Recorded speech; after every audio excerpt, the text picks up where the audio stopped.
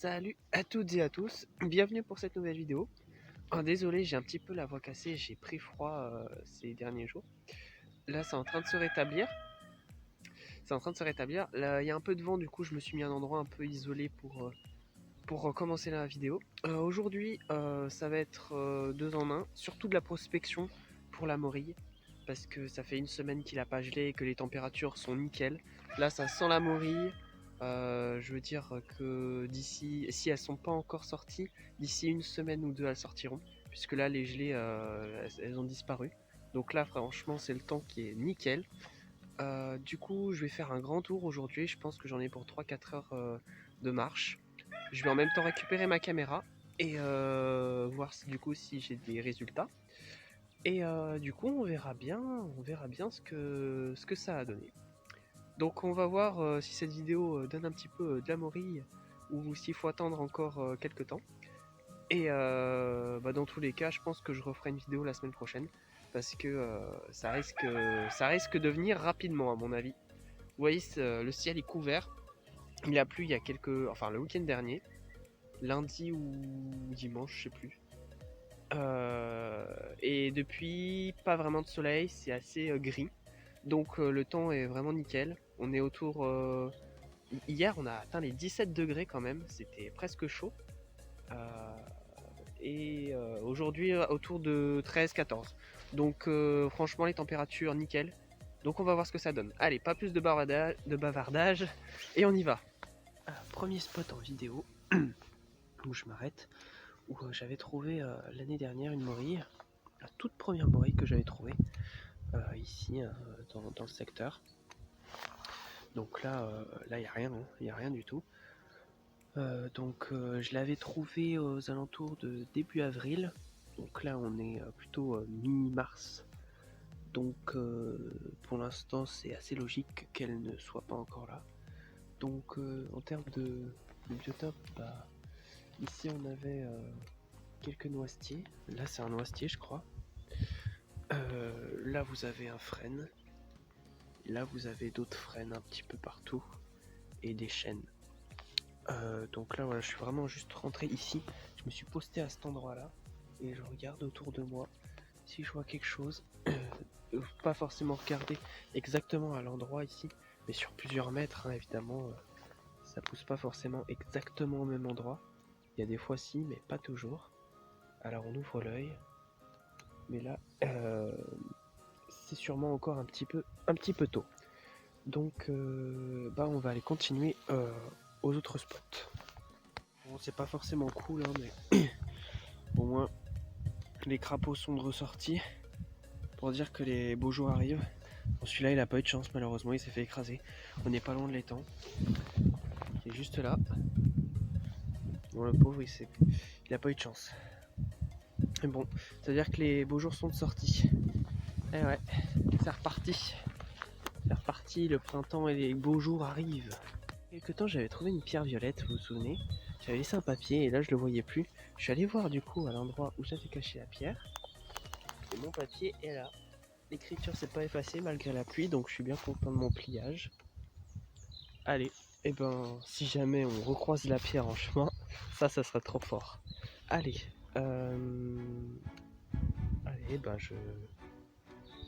je continue voir s'il y a... Oh regardez, les petites fiquières commencent à sortir, les fleurs de fiquière jaunes là. Donc ça y est, la morille va commencer à sortir. Je pense qu'on est encore 1 ou 2 semaines trop tôt pour bien les voir. Je pense que là elle commence tout juste à sortir de terre. Donc on va faire gaffe. On va faire gaffe où on marche. Vous voyez les jolies fiquières là. Hop, si ça veut bien faire focus. Voilà. Les jolies petites fiquières avec les petites feuilles. Très bon indice de la période et du lieu où poussent les morilles. Quand les petites fleurs jaunes apparaissent, c'est que on est dans le bon endroit, le bon endroit, c'est de ça déjà. Puis surtout la bonne période, qu'on n'est pas trop tôt ni trop tard. Donc là, c'est super. Et ben on continue, c'est parti. Un petit truc que je voulais dire. Vous voyez là j'ai pris mon après-midi pour ma balade, pour prospecter, pour aller chercher ma caméra. N'hésitez pas à prendre le temps, vous voyez, comme je le fais là. J'avance, je regarde. Donc là c'est pas un endroit vraiment potentiel au Maury puisque c'est surtout des chênes qu'il y a. Donc ça va pas être un lieu forcément très propice. Mais bon, je regarde un petit peu quand même. Je regarde surtout aussi les indices d'autres champignons. Donc ici, beaucoup de chênes, comme dans ma dernière vidéo, il me semble. Et ben, potentiellement cèpe, girolles. J'ai vu des vieux champignons d'automne là-bas, ça devait être des russules. Donc il y a du champignon, là-dedans. Pas de la morille, pas de la morille. Donc là, moi, ce qui m'intéresse surtout, c'est la morille. Donc je vais passer un petit peu cet endroit-là. Et quand j'arrive dans des lieux un petit peu plus propices, et ben, il va falloir bien regarder, prendre le temps. Je dis ça parce que moi-même, je suis le premier à pas forcément le faire, à pas forcément prendre le temps. Et c'est ce qui pêche parfois parce que vous pouvez être sur un super lieu à morille que vous avez repéré avant. Vous dites, vous passez vite fait, vous y passez 2-3 minutes et vous ne voyez rien. Et vous partez. Et ben en fait, il y avait 3-4 morilles, mais encore toutes petites, qui étaient là. Vous avez passé vite fait, vous avez peut-être sûrement piétiné l'endroit, et vous en avez écrasé 2-3. Et quand vous revenez, si jamais vous revenez, parce que vous êtes peut-être dit qu'il n'y en avait pas, et ben vous en trouverez qu'une seule ou deux. Donc bien prendre le temps, pas piétiner l'endroit avant l'heure.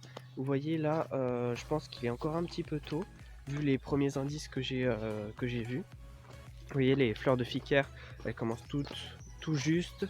À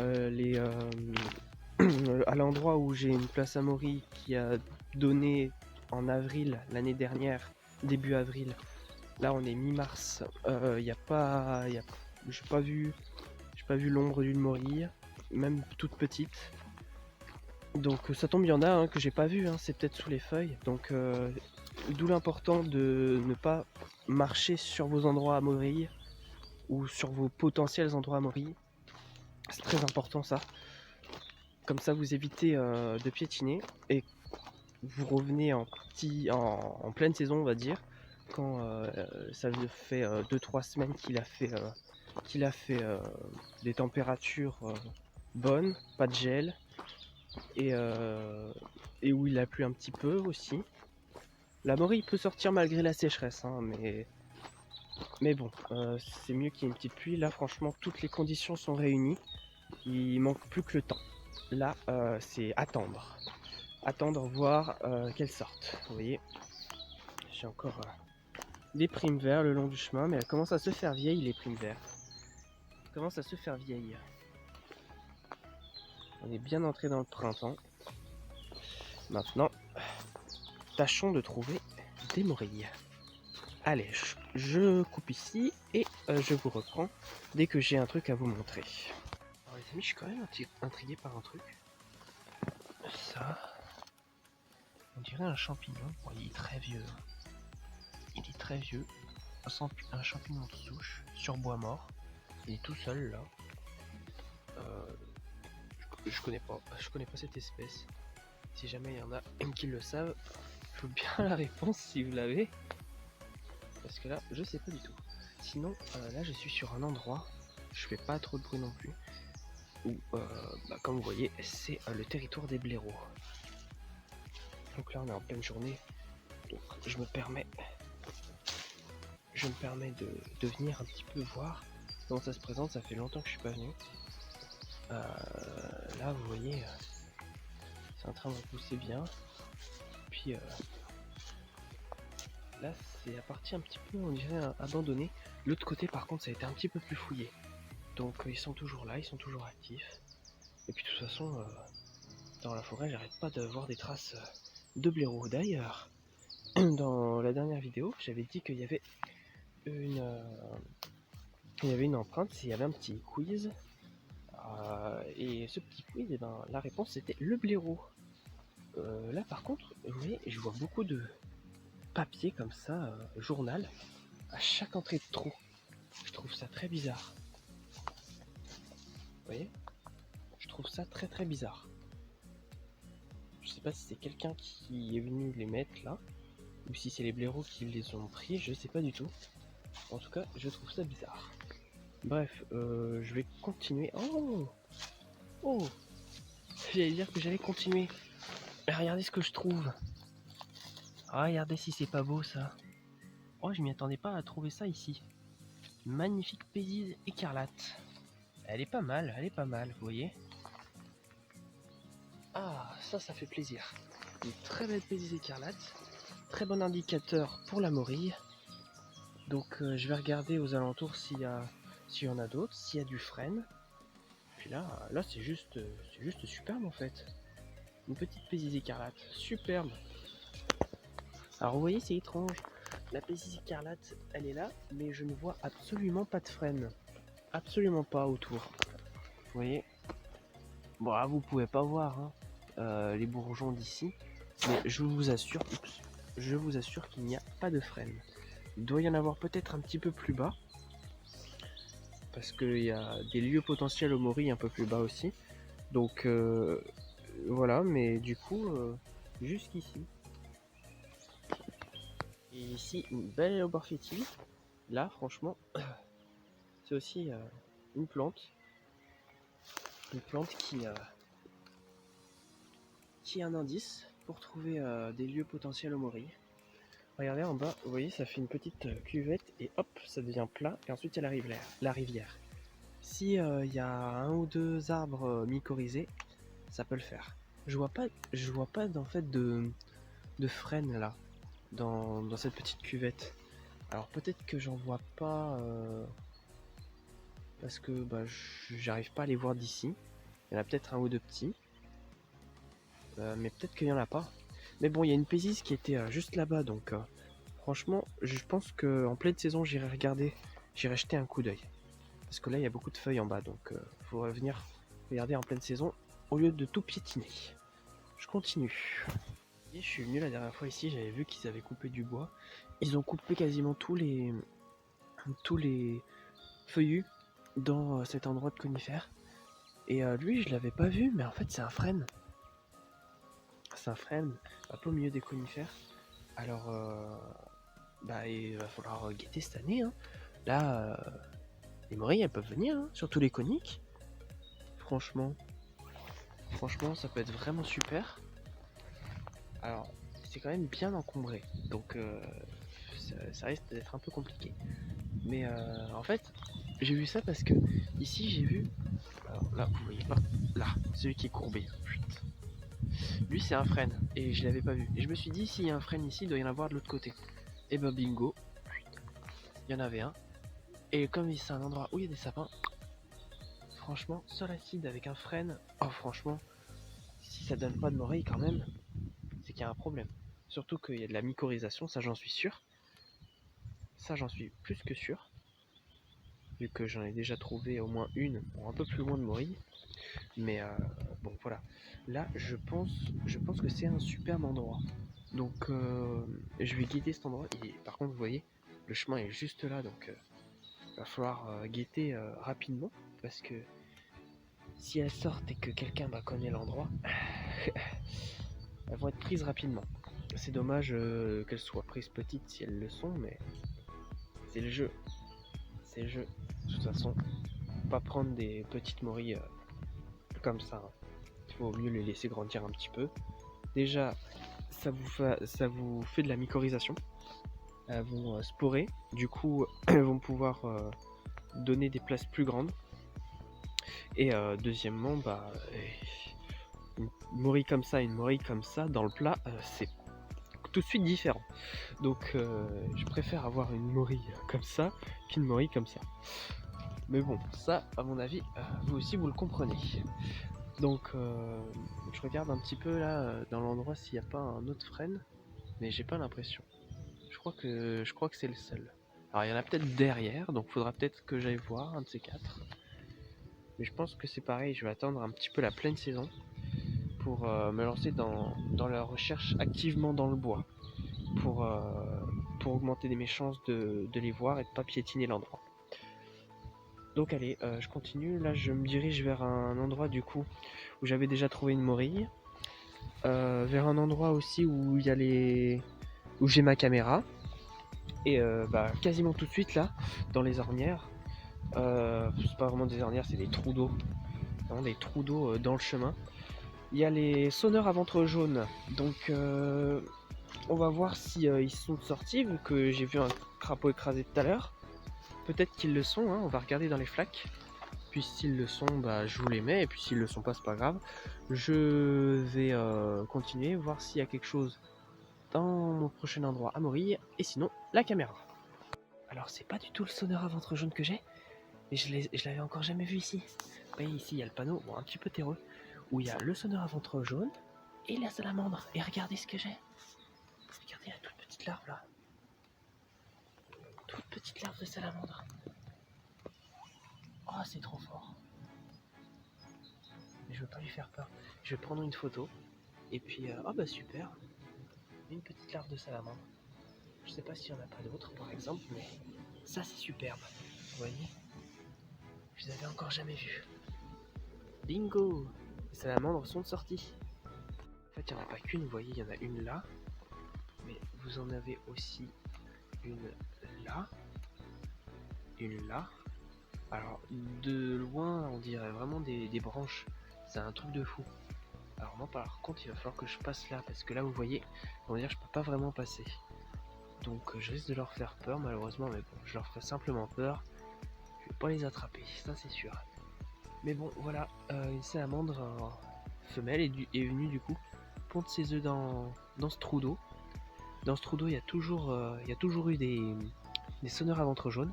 Et bah là, première année que je vois des salamandres. Et bah super. Super. 3 bébés salamandres. Je vais regarder s'il y en a d'autres. Mais c'est déjà vraiment super.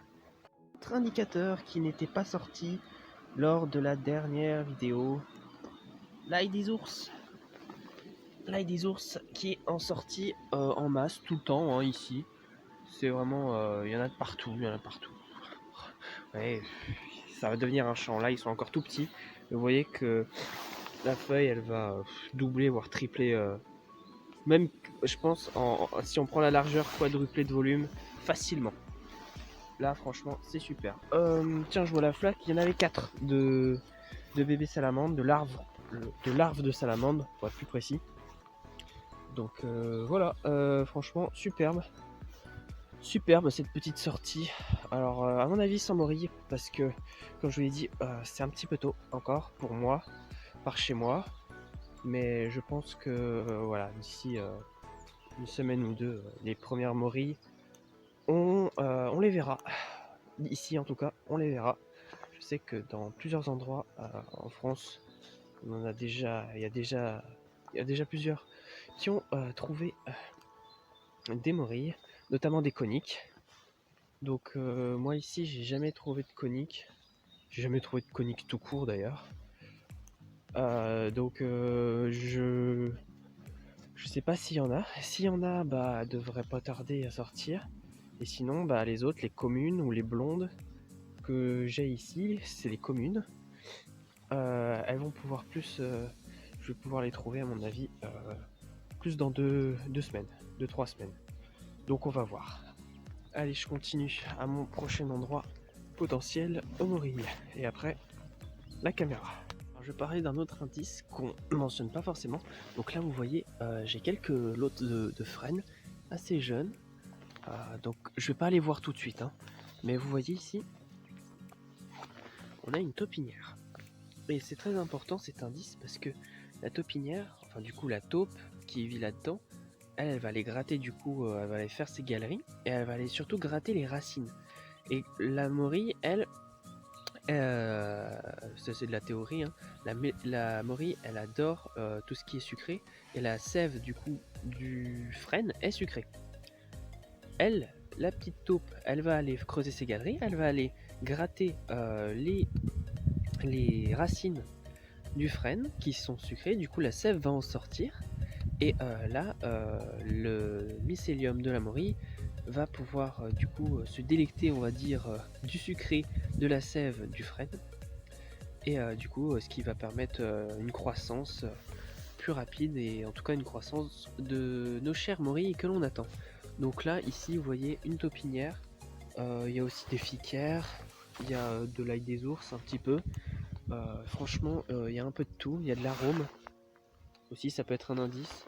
Un petit peu de lierre à terre. Et évidemment quelques frênes. Pour moi, ça c'est un endroit à ne surtout pas négliger. Donc que je reviendrai évidemment reprospecter. Parce que là-bas, ça a l'air d'être un endroit vraiment pas mal. Je vais pas trop m'attarder parce que tout à l'heure j'avais des personnes qui étaient là. Donc je continue à mon autre endroit à Morigny. C'est parti. J'ai un oiseau là. Ah, vous le voyez, plein milieu de l'écran. C'est un héron. Un héron cendré. Il va passer au-dessus de nous. Ouais.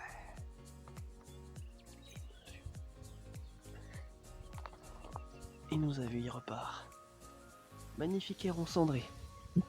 Ah, j'ai dégainé là mon téléphone qui était dans ma poche. Je me dis vite, il faut que je filme avant qu'il parte. Et finalement, il m'a pas vu, il est passé au-dessus de nous. Superbe. Et cette fois, je continue vers mon endroit mori qui arrive. C'est juste après cette clairière.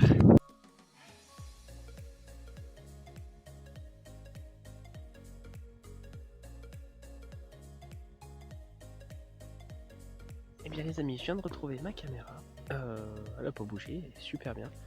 Je voulais checker, voir si j'avais du coup quelques résultats sur place. Pour voir si ça valait la peine que je prenne la carte SD et que j'enlève tout. Ça vaut vraiment la peine, croyez-moi. Je viens de faire toutes les vidéos, il y en a à peu près 32 environ. Qui sont bonnes, je pense qu'il y en a une vingtaine. Et franchement, il y a des animaux. Alors, je pense que dans la prochaine vidéo, je vous mettrai tous les résultats. Parce que cette vidéo va être, je pense, un petit peu longue déjà. Donc, prochaine vidéo, je vous mets tous les résultats du piège photo. Et croyez-moi, il y a de chouettes trucs. Croyez-moi, il y a de chouettes trucs. Et ben c'est parti, hein. Je prends la caméra et je pense que je vais rentrer parce que c'est pas que j'en ai marre, mais il va commencer à se faire tard. Et donc voilà, je vais rentrer. On verra si je trouve quelque chose sur le chemin du retour.